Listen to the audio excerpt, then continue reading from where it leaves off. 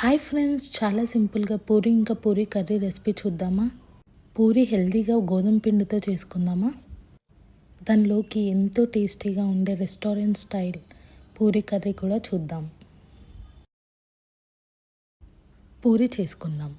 దానికి ఒక 2 కప్పుల పిండి వేసుకోండి, గోధుమ పిండి.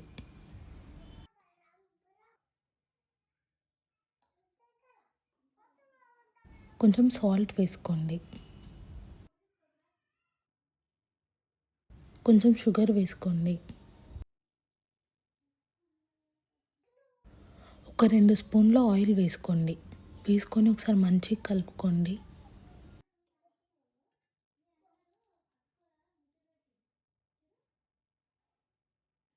ఇప్పుడు దానిలో కొంచెం వాటర్ వేసుకుంటూ పిండిని కొంచెం గట్టిగా కలుపుకోండి.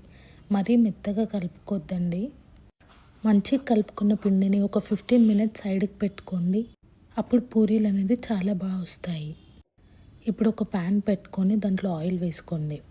ఇందాక సైడ్కి పెట్టుకున్నాం కదా పిండి, అది తీసుకొని ఒకసారి మంచిగా కలుపుకొని పూరీలా చేసుకోండి. ఎక్కువ ప్రెషర్ ఇవ్వద్దండి, అప్పుడు పూరీలు సరిగ్గా పొంగవు. ఇప్పుడు ఫుల్ హీట్ అయిన ఆయిల్లో వేసుకోండి.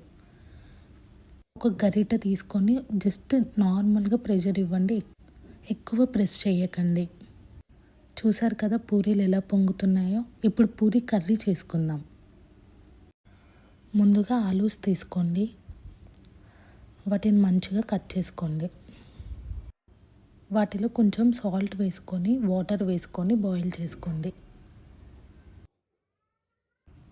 ఇప్పుడు స్టవ్ ఆన్ చేసుకొని మరో ప్యాన్ పెట్టుకోండి. దాంట్లో కొంచెం ఆయిల్ వేసుకోండి.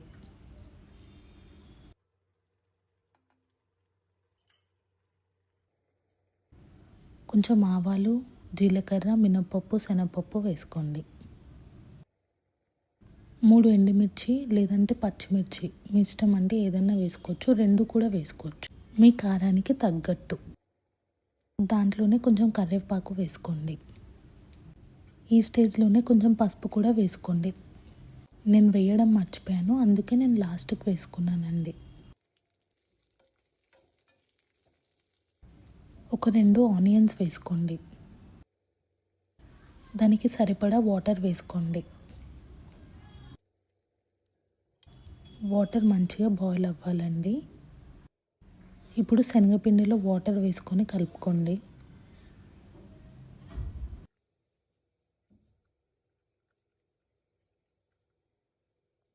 ఇప్పుడు వాటర్ బాయిల్ అవుతుంది కదా, ఇందాక మనం సైడ్కి బాయిల్ చేసుకున్న ఆలు దాంట్లో వేసుకోండి.